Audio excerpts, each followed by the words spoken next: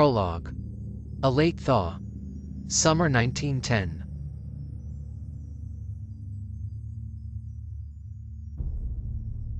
The last body was found at the end of July, 21 weeks after the avalanche. Workmen clearing debris from the secluded site, high in the cool, still snow-flecked Cascades, discovered the deteriorating corpse in a creek at the mountainside's base.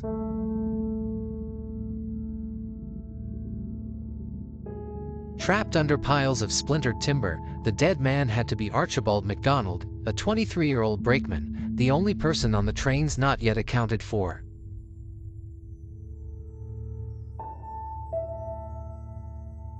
Bill J. Moore was on the wrecker crew that found him.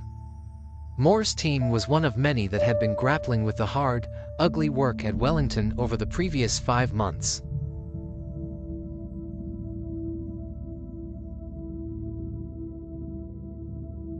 For the first few days following the avalanche, after the storm had finally tapered off and the isolated town could be reached, the men had done little but dig for victims in the snow.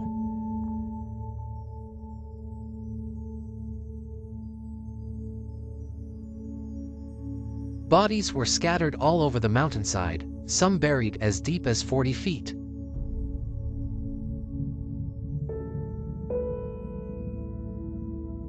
Once located, they had to be piled up like cordwood in 4x4 stacks and carried to a makeshift morgue in the station's baggage room, where they could be identified.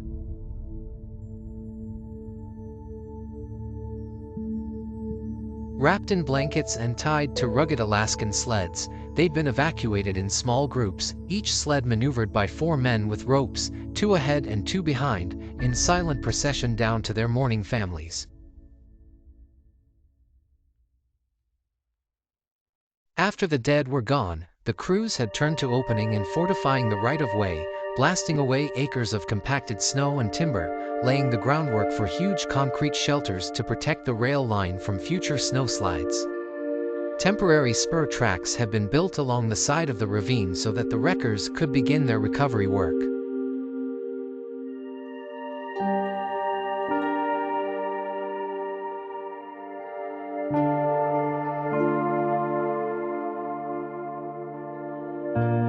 Some of the train equipment, like the heavy steam and electric locomotives, had been only lightly damaged, but the wooden mail cars, sleepers, and passenger coaches were completely shattered. Each scrap had to be hoisted back up to the tracks and carted off on a flat car. The job had taken weeks.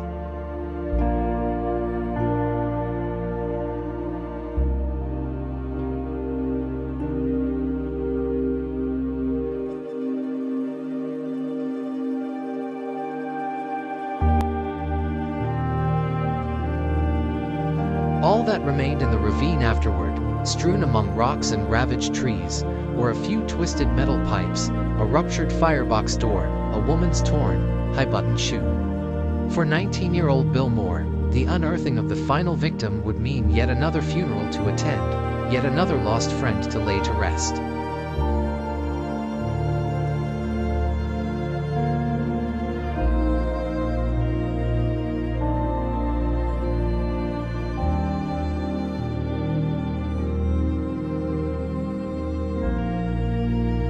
Moore had often worked with Archie Mac MacDonald, a fellow brakeman. The Great Northern Railway's Cascade Division was full of men like Moore and MacDonald.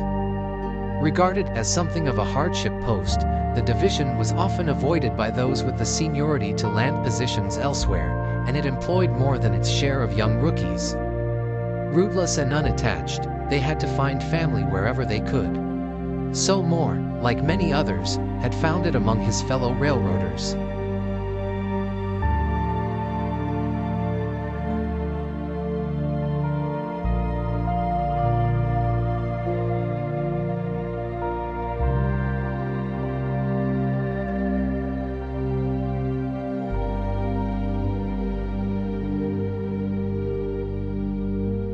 There was a good reason why railway unions were called brotherhoods. Train men in the age of steam regarded themselves as a breed apart, united by their rough and highly specialized work.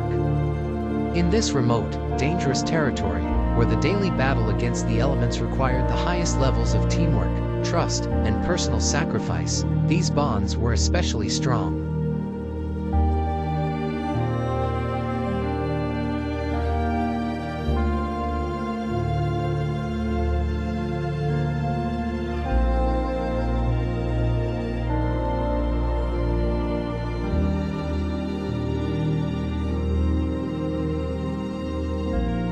For the men of the Cascade Division, the Wellington disaster thus represented the decimation of an entire close-knit community. Although newspaper reports had given far more ink to the train's lost passengers, business leaders, women, and children made better copy. Nearly two-thirds of the fatalities had come from a relatively small population of train men, railway mail clerks, and track laborers.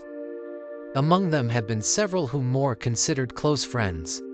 To those who had escaped, one question was unavoidable: why them and not me?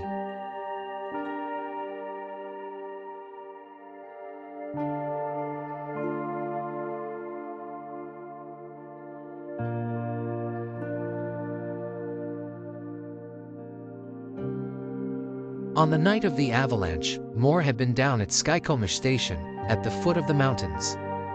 His train, the last westbound freight to make it over the mountain, had tied up there when the storm reached its critical stage, immobilizing all traffic throughout the range. Had his schedule or the storm's timing been slightly different, it might have been his train trapped for 6 full days, his body entombed in snow. Such an arbitrary twist of fate was difficult to get over. As Moore would later write, "I will never forget this as long as I live."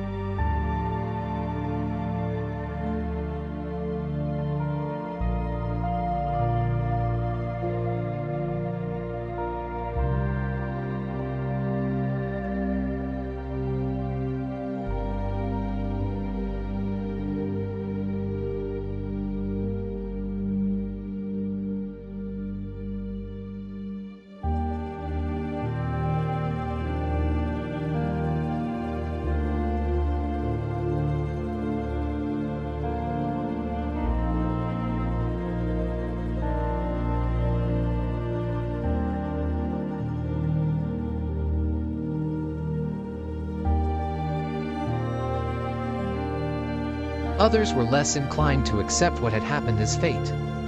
Tragedy, they claimed, was not the ending this story had to have.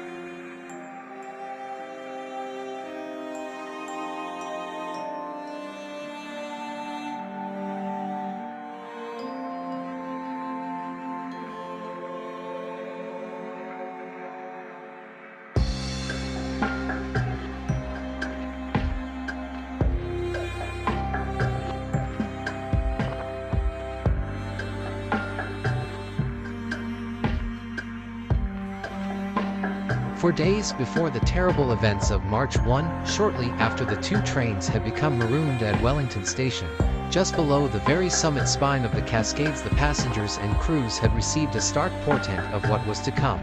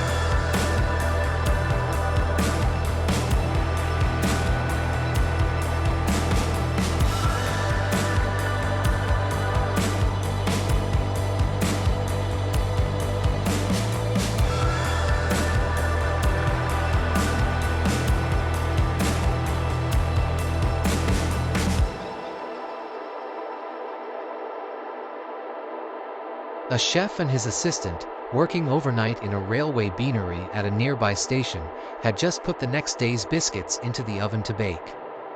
Outside, the howling, cantankerous blizzard that had been raging for days was pummeling the surrounding mountains, rattling the doors of the beanery in their frames. Sometime around 4 a.m., in a narrow gully high above the station, the overloaded snowpack began to falter. Within seconds, a torrent of loose snow began slipping down the gully. As the flow quickly broadened and deepened, it gathered momentum, fanning out into a rolling, churning river of white headed straight for the station below.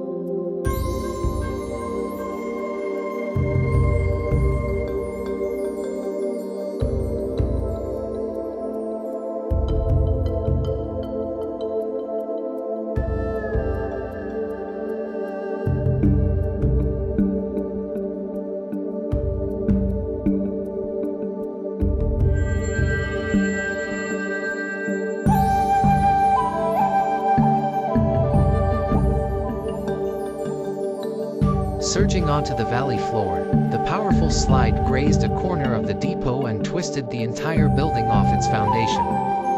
But the beanery stood directly in its path. Hit point blank by the rushing wall of snow, the rough wooden structure imploded, its timbers rupturing, its roof collapsing to the ground under the intense weight. For many hours afterward, rescuers digging at the site could find only one of the two dead men inside, though they managed to recover several hot biscuits from the oven.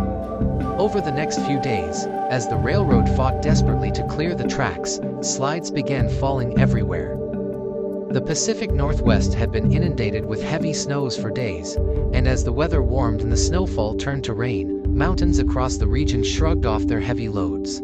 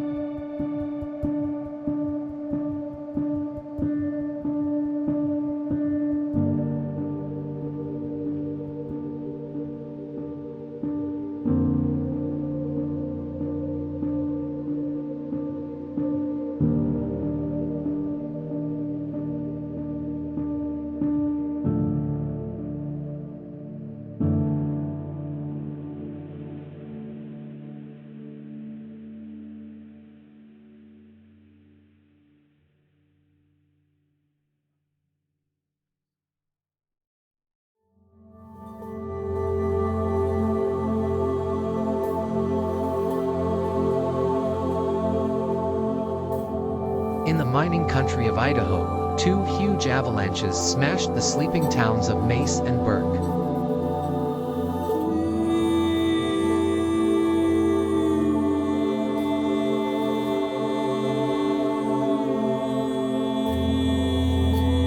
A landslide near Seattle annihilated a horse barn, trapping 6 animals inside and wedging the head of an 80-year-old rancher under a crosscut saw. Snow shearing off another slope swept a small house into a ravine, the 2 terrified men inside riding the plummeting cabin like a bobsled for 300 feet.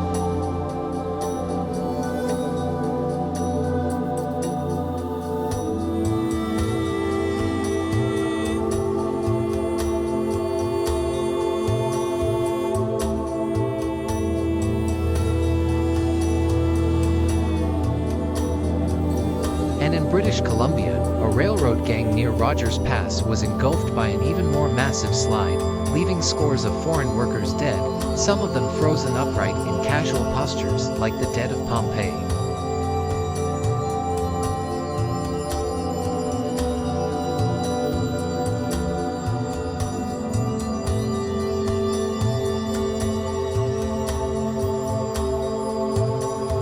In the midst of this, Great Northern Railway trains numbers 25 and 27 sat paralyzed at Wellington, slowly being buried under the snow. The men of the Cascade Division made Herculean, round-the-clock efforts to release them, but, as the Seattle Times would report, so fierce is the storm that the attempts of this army of workmen, aided by all the available snow-fighting machinery on the division, are futile.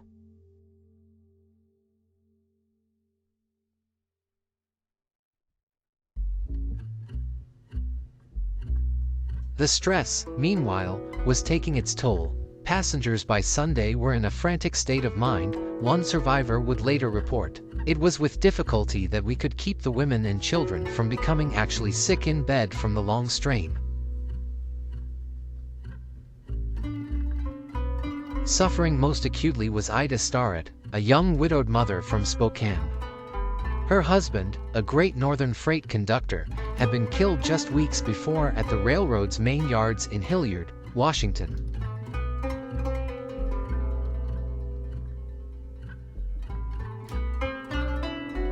Having settled his estate, Ida was now traveling with her elderly parents to start anew in Canada. In her care were her 3 children, 9-year-old Lillian, 7-year-old Raymond, and an infant boy, Francis.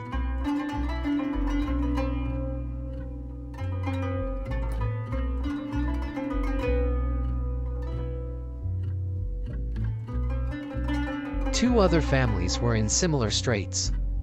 The Beck's mother, father, and 3 children aged 12, 9, and 3 were moving back to the warmth of Pleasanton, California, after 2 years of hard winters in Marcus, Washington.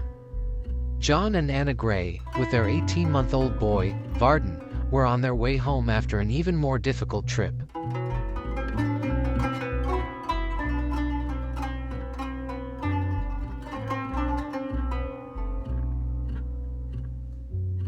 John had broken his leg and was all but immobile in a hip-to-ankle cast.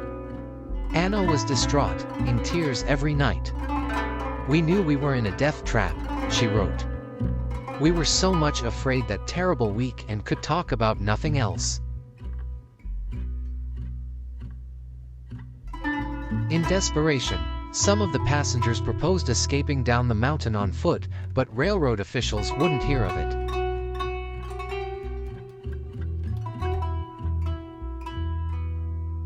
To hike out, as one of them put it, is to take your life in your hands. A worker who made the attempt was soon trying to outrun a rumbling slide racing down the mountain toward him. He had scarcely gone a step, a companion later reported, before the walls of snow on each side quivered, then smashed together and he was caught breathless in a mass of snow.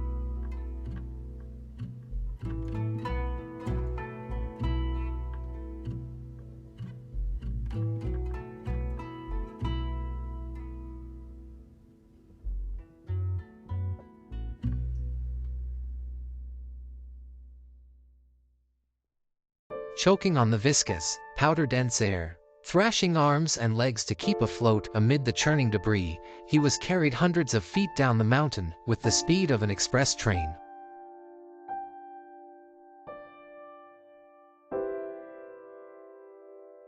Understandably, most passengers elected to remain aboard the trains after that, but the railroad's rescue effort soon veered toward crisis.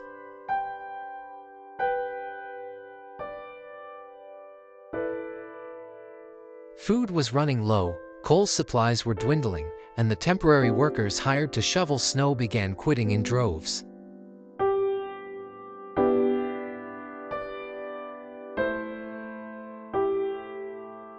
On the trains, fear and frustration gave way to blank despair. It seemed inconceivable to many that a snowstorm, no matter how vicious and protracted, could bring the entire northwestern quadrant of the country to a standstill.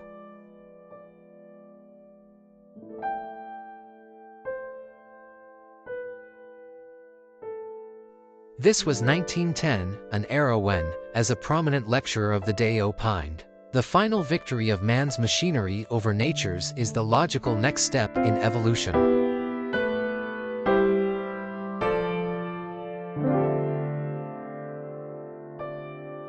Modern railroads like the Great Northern with their tunnels and snow sheds, their fleets of rotary snowplows, their armies of men were supposed to be unstoppable, the ultimate symbols of 20th century America's new mastery over its own geography and climate.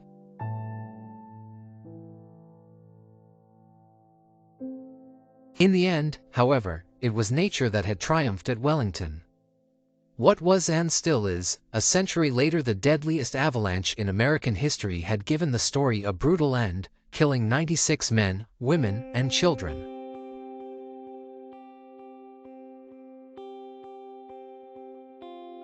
And the toll had been as arbitrary as it was appalling. Of the 3 families aboard, 1 perished, 1 was entirely spared, and the 3rd was ravaged, seeing half its members die.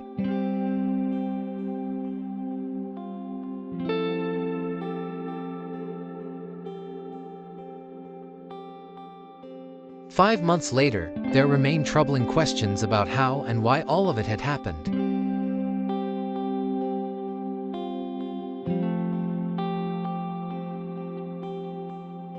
Why, for instance, had those 2 trains been brought up the mountain in the first place, given the severity of the storm? Why, once they were trapped at Wellington, had they been left on the side of a steep slope and not moved to a safer, flatter place?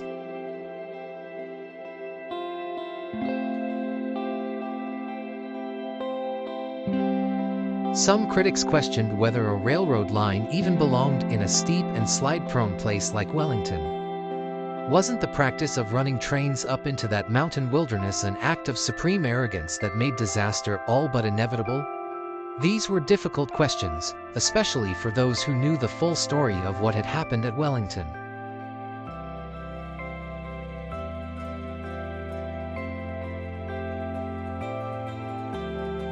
Punishments and remedies were obvious only to those ignorant of the complex facts.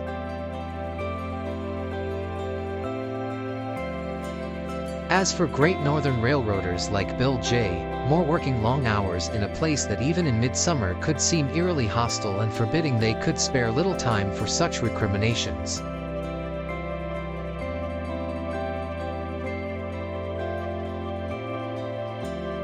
They had trains to move, an outpost in the mountains to rebuild, an economically vital railroad line to secure against the wilderness.